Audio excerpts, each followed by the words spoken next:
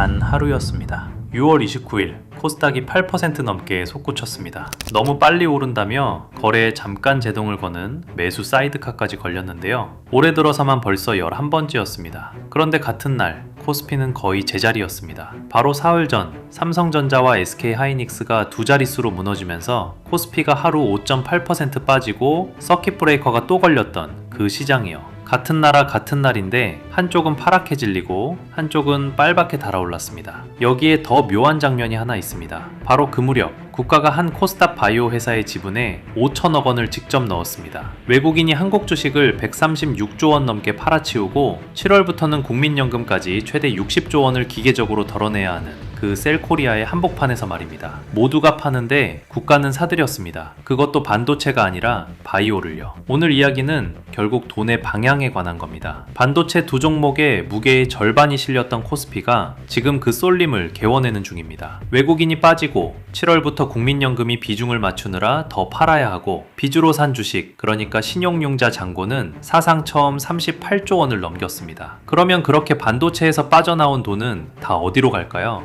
6월 29일 코스닥 폭등이 그 첫 번째 힌트였고 국가의 5천억 베팅이 두 번째 힌트였습니다. 다만 오늘은 막연히 바이오 사라 하는 이야기를 하려는 게 아닙니다. 세 가지 기준으로 좁혀서 보겠습니다. 첫째, 외국인 연기금이 파는 흐름과 정반대로 돈이 들어오는 자리가 어디인가. 둘째, 그 돈이 단순한 테마 기대가 아니라 글로벌 계약이나 실적 같은 숫자로 받쳐지는가. 셋째, 같은 바이오라도 역할이 서로 다른 종목을 어떻게 나눠봐야 하는가. 이 세 가지를 기준으로 반도체에서 빠진 돈과 국가의 정책 자금이 코스닥 바이오 안에서 어디로 흘러가는지, 그리고 그 흐름을 국내 어떤 기업이 받아내고 있는지 하나씩 확인해 보겠습니다.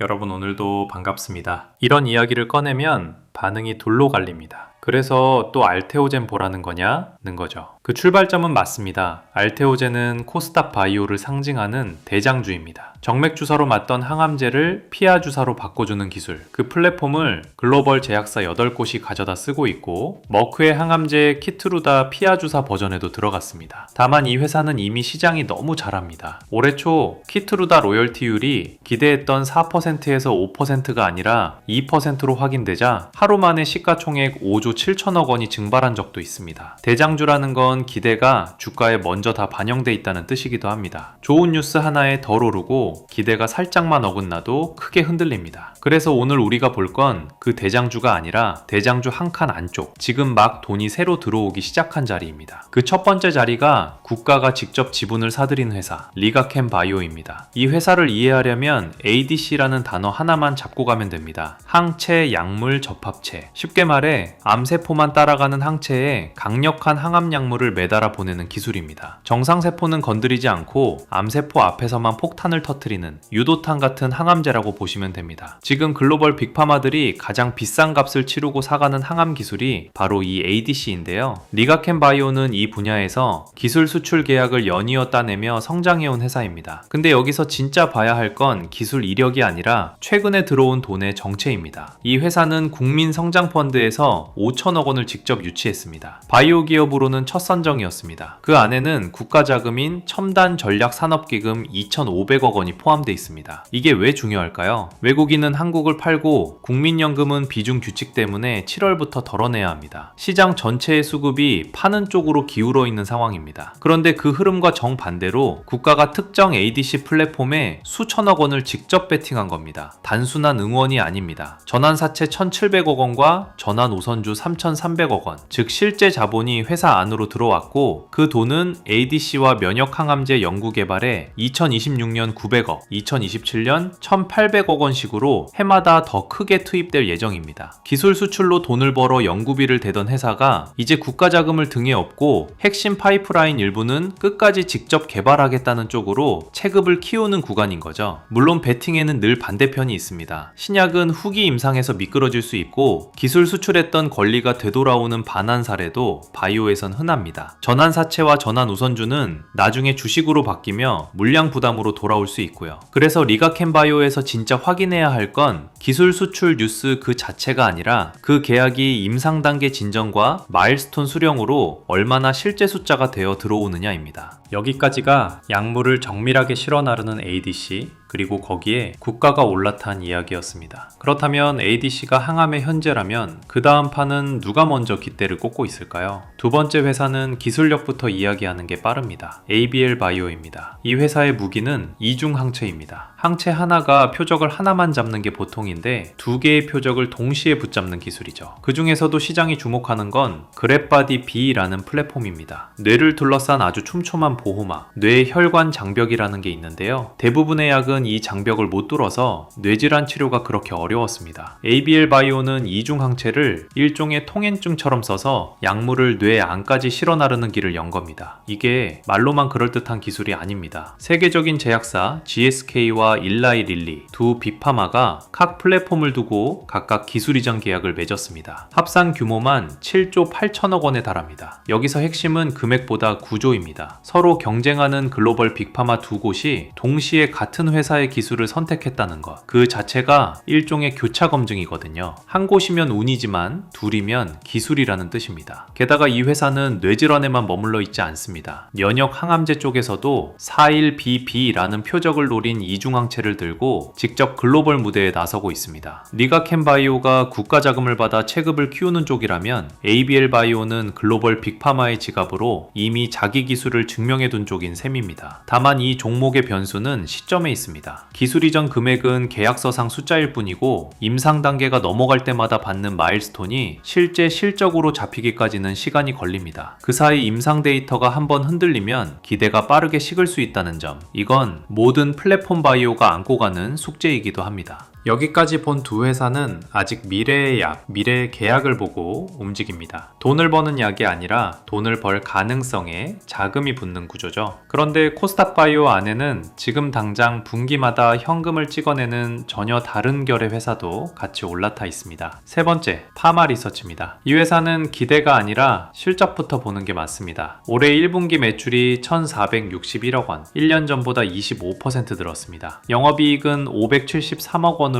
28% 증가했고요. 눈여겨볼 건 영업이익률입니다. 39.2%. 웬만한 소프트웨어 회사에 맞먹는 수익성을 피부 미용, 그러니까 에스테틱에서 내고 있는 겁니다. 이 실적의 중심에 미주란이 있습니다. 연어에서 뽑은 성분으로 만든 피부 재생 시술 브랜드인데요. 국내 병 의원 시술 수요가 탄탄한 데다 화장품으로 영역을 넓히면서 수출이 빠르게 붙고 있습니다. 1분기 수출만 588억 원, 1년 전보다 30% 늘었고 전체 매출에서 차지하는 비중이 40%까지 올라왔습니다. 특히 화장품 수출은 55% 넘게 뛰었는데요. 방한 외국인 수요 회복이 그대로 숫자에 찍혔습니다. 왜 이 회사를 바이오 순환매의 마지막 자리에 놓았을까요? 앞에 두 회사가 잘 되면 크게 오르지만 임상이라는 변수를 안고 가는 베팅이라면 파마리서치는 그 변동성을 받쳐주는 무게추에 가깝습니다. 신약이 성공할지를 기다리는 회사가 아니라 이미 매 분기 이익을 쌓고 있는 회사니까요. 같은 코스닥 바이오 안에서도 성격이 정반대인 종목을 같이 봐야 하는 이유가 여기 있습니다. 한쪽은 미래의 폭발력, 다른 한쪽은 지금의 현금 흐름인 거죠. 물론 이 회사에도 확인할 변수는 있습니다. 미용 의료기기는 규제와 인허가의 영향을 받고 경쟁사들도 같은 시장을 빠르게 키우고 있습니다. 방한 수요와 시술 단가가 꺾이면 그 화려한 이익률도 함께 눌릴 수 있습니다. 그래서 파마리서치에서 봐야 할 건 수출 증가율이 다음 분기에도 유지되는지, 그리고 그 성장이 화장품이라는 새 축으로 얼마나 더 넓어지는지입니다.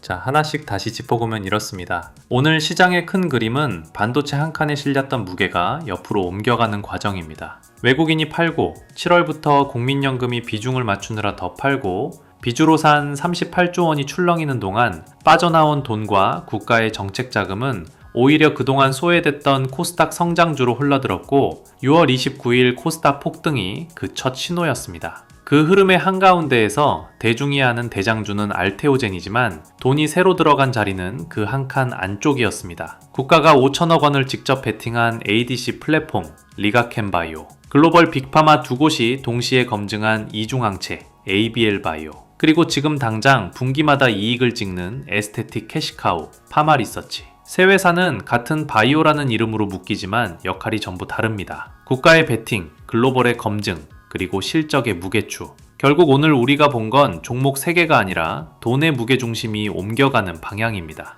반도체가 끝났다는 이야기가 아닙니다. 메모리 자체는 여전히 강하고 지금 빠지는 건 너무 빨리 오른 가격이 숨을 고른 쪽에 가깝습니다. 다만 시장의 무게가 한쪽에 쏠려 있을 때 큰 자금은 늘 그 다음 자리를 먼저 봅니다. 이번엔 그게 코스닥 바이오였고 이례적으로 국가까지 같은 방향에 베팅했다는 점이 지난 순환매와는 다른 대목입니다. 그래서 앞으로 환율과 증시 뉴스를 볼 때 딱 두 가지만 같이 확인하시면 됩니다. 하나, 외국인의 연속 순매도가 멈추는 신호가 나오는지, 그게 시장 전체를 누르던 공포가 풀리는 출발점입니다. 둘, 코스닥이 20일 이동평균선을 회복하고 그 위에서 버티는지, 그리고 정책 자금이 실제로 집행되는지, 이 두 가지가 확인되기 전까지는 하루 폭등에 추격으로 달려드는 대신 방향이 바뀌는 걸 눈으로 확인하고 나눠서 접근하는 게 훨씬 안전하다고 봅니다. 오늘은 구체적인 매수가나 비중을 말씀드리지 않았습니다. 그건 각자의 몫이고 저는 돈이 어디로 움직이고 있는지 그 방향만 짚어드릴 뿐입니다. 시장이 반도체 폭락에 휩쓸려 공포에 빠져 있을 때